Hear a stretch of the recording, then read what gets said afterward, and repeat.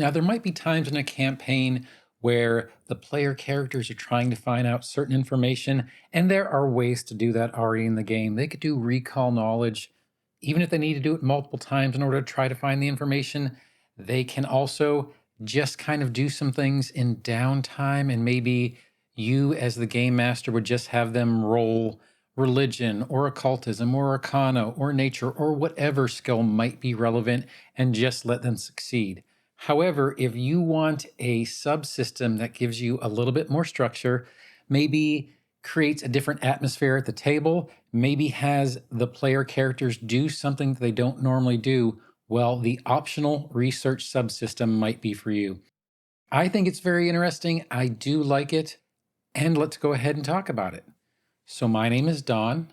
I'm trying to be the theSlyStrategist, and let's go ahead and get into it.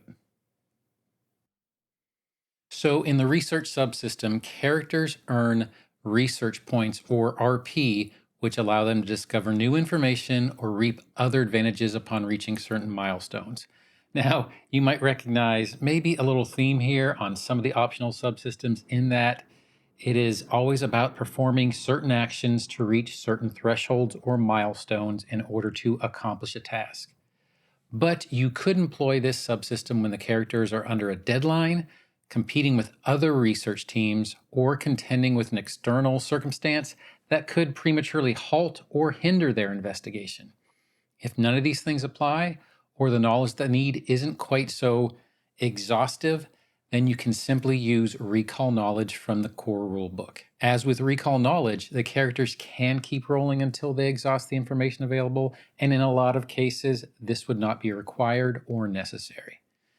Now remember, it's a totally optional subsystem if you want to insert a new twist, a big story, lore, or knowledge element, or just kind of shake things up a little bit. In this subsystem, each round represents several hours to a full day of research time.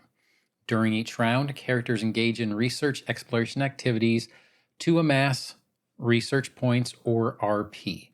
Now, as time progresses and the group garners more RP, they obtain new insights, new benefits, maybe special rewards, but also may encounter adverse outcomes or situations if they fail or critically fail a roll. Some of these incidents may interfere with the ongoing round by introducing a different type of encounter.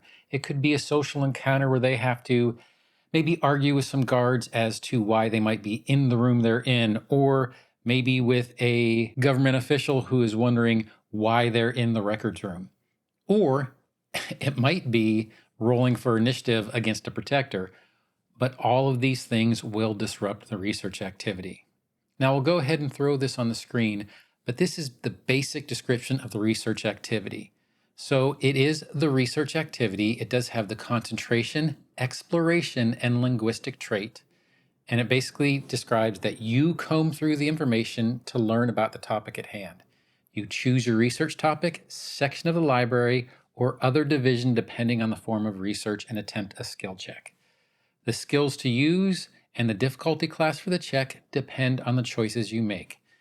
On a critical success, you gain 2 research points, or RP. On a success, you gain 1 research point. On a failure, you just don't gain any research points. It's not really that punitive. But on a critical failure, you make a false discovery and you will lose a research point because of that failure. Now, there's a section in the Game Mastery Guide that is called Building a Library. And let's just kind of define what a library is. So the research subsystem uses the term library to kind of really broadly describe the location that the characters are going to be doing their investigations. It isn't actually a physical library. It could be a hushed room filled with books, sure, but it could also be a different plane of existence. It could be a set of symbolic artworks like paintings or statues, or it might even be a group that the characters are currently interrogating to try to get more information from. To involve everyone and incorporate decision-making into the research, you may want to incorporate at least one variable or a subset that requires some type of deliberation or some conversation between the player characters as to what to do. They do have an example, which is you might present 3 separate research subjects with distinct skills that are needed and different rewards for each one of those research subjects. The library might contain different sections with unique research challenges, which let you reward individual characters for non-traditional research skills. A great example from the book is maybe you're trying to find books on aromancy, and they might hover high above towering bookshelves, necessitating an athletics check to symbolize climbing ladders or maybe climbing the bookshelf in order to access them. Or the objects might be in a destroyed section of a location, needing acrobatics to go and get them. When you're building your library, you need to choose your thresholds. Once you've established the library's nature and the research options, it's time to set the thresholds for each subject. This is your chance to allow the player characters to uncover intriguing information and bring in varied challenges. Each threshold should yield engaging information, and if it doesn't, maybe consider reducing the amount of thresholds or reducing the distance between each one of the thresholds to make it go a little bit faster.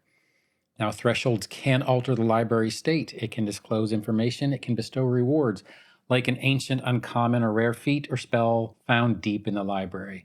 It might instigate an encounter. It could modify the skills or difficulty classes for future research or anything else you can envision. Maybe the player characters are going to be going to a different location, or maybe they're going to let this group of creatures go. They don't need to investigate them any further, and now they need to find something new to do. But these thresholds should always result in some kind of change. Now, if the library encompasses several subjects, each one of these will have its own threshold. It wouldn't be a combined threshold thing. You would basically set up thresholds for each one of these things. You'll generally want fewer research points to reach each one and use fewer thresholds per subject if you are going to split them up like this. Consider adding limitations preventing indefinite research by the characters and use these to determine the research points needed to reach each threshold. Thresholds don't really need to be evenly distributed. You could require a few research points for vital clues you definitely want the characters to obtain, and a much larger number for the ultimate reward granting threshold. And the last thing to do is think about what the constraints would be.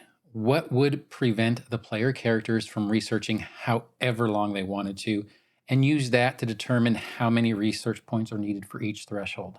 They do not need to be evenly spaced at all. If the party needs to know specific information, it might make sense to only require a few research points and save the larger gaps for thresholds that might give a special reward or a stretch goal. Now, the book has a very good example of a kind of a blank library stat block for you to create one on your own. And when creating a library, you can use this stat block to structure the information, including the thresholds and what they need to do, into a kind of navigable format. In a published adventure, libraries are generally shown in this format, and you would exclude whatever entries that aren't relevant to your specific library if you're creating one yourself. The stat block is going to include the library's name, the library's level, and whatever traits it might have. It is also going to have a division name and description, and that would be whether it's a section of a physical library, one of several research topics the player characters are studying, or something more creative. It is the name of that particular library's division. If the divisions are a bunch of separate topics, then they'll each have their own thresholds, and this would be where you would note it. But if the divisions are separate areas, all related to the same topic or topics, they might have research point minimums instead of separate thresholds, after which the player characters have exhausted the information in that specific area. You would repeat these sections for the library's other divisions, and if using research point maximums, make sure the divisions provide enough research points to reach the final threshold if you are separating them out. You wouldn't want to have them complete each one of these various sections and not actually reach the final threshold by doing that, kind of making you scramble to come up with more information. The next section is research checks, and these research checks are the skills and what other checks the player characters can attempt to research the division would be listed in this location along with the difficulty class required to overcome it. And you would do it in the order from the lowest difficulty class, the skill that works the best, to the highest difficulty class, which would be the least relevant but still vaguely on point. If a skill isn't listed, but a player provides a strong narrative explanation for using it, kind of like what would happen in pretty much any other DC situation, you can add it as an appropriate DC, but usually you would make it the hardest or the highest listed difficulty class. Academia lore and library lore are often going to be in these entries as it's pretty relevant to the research subsystem. And then you would have the research threshold section, and each one of these thresholds is going to list the number of research points required to reach it, followed by the effects for meeting that particular threshold. Thresholds are listed in order from the first, which is requiring the fewest research points, to the last, which is going to be the highest amount of research points. Following the stat block, you can also detail any events that are going to transpire based on a specific timeline rather than the character's actual work and accumulation of these research points. Now, there is a good example from the book, as there usually is, and the example is a menacing message might arrive on the third day saying, you need to finish or else or get out. Also, it might include any other vital or important details that could assist or hinder the research. Now, here's the example stat block from the Gamemastery guide that they provided to look at, and we'll go ahead and kind of look at it real quick. So the setup for this, and I'm going to have to read it, so apologize for that, but in this example, the player characters are trying to research hidden occult secrets about hags known only to the Fae of a strange Sylvan library. It's a 7th level challenge, and if you'd like to use this sample library for a different research topic, just change the results of each threshold and replace any occultism research checks with checks that are appropriate to whatever topic you would like it to be. Now, it is called the Glade of Forgotten Time. It's a library level 7, and it has Fae and Primal traits. Now, the division name is the Field of Tome Flowers, which are 5-foot stems open up into colorful petaled tomes, and the maximum research points is going to be 10. Research checks are a DC 18 in academia lore or library lore, and a DC 23 in occultism. Once again, if the player could come up with a reason to use something else, then you could allow that, but it would generally be higher. Then there's also the Lore Mother Tree, which is a powerful intelligence slumbers deep within this ancient oak, awakened by communion or music, which has a maximum research points of 15. The research checks for this would be a DC 21 performance, a DC 23 nature, and a DC 25 occultism. Then there's Sprite Swarm, which are thousands of iridescent sprites flit about, eager to offer tidbits of information, though it is not always reliable, because why would it? They are sprites. And the maximum research points is 5. The research checks for this would be a DC 23 for diplomacy, which makes sense, a DC 23 for occultism, a DC 25 for society, and a DC 28 for perception. Then we have a list of the thresholds. I'm not going to go through them all, but maybe I'll go through the first one and maybe the last one. At research point level 5, the player characters learn apocryphal Fae legends that the first hags were once cruel Fae queens twisted by inner corruption. They learn details about hag reproduction, changeling, and the hag mother's call. And then at 30 research points, the player characters learn even more esoteric wisdom about hags. However, they have drawn the attention of a coven of Annis hags who materialize to destroy the party and their newfound knowledge. If the player characters run out of time before reaching this point, the coven erases any further information before attacking the player characters out of spite. So if you don't reach this threshold in time, you'll never reach this kind of information again because it's going to be destroyed and you'll be attacked anyways. So this is kind of a good way to go ahead and put together some thresholds for your own personal library. Now I'd like to talk just a little bit about running research and running the research optional subsystem.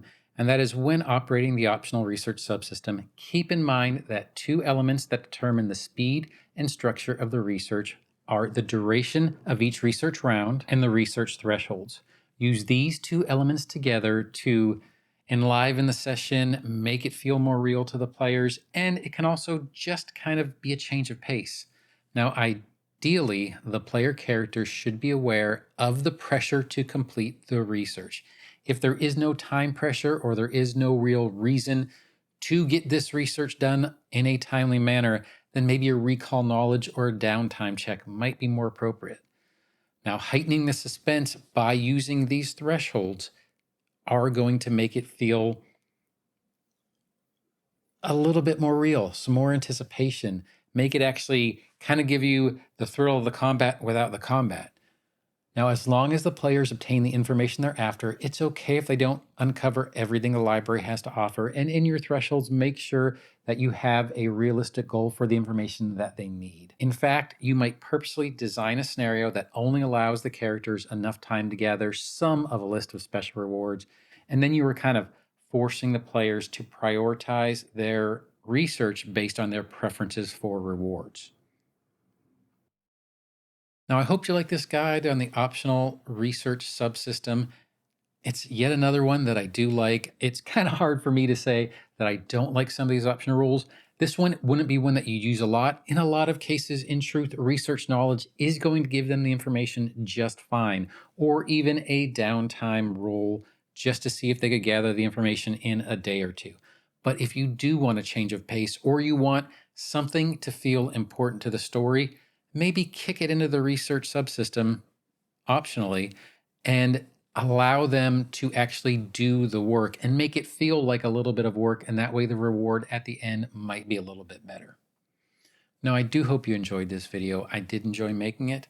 And if you did, feel free to do that, like, subscribe, or hit that notification bell for other videos that are coming. But whatever you do, I hope you have a great day and happy adventuring. Thanks.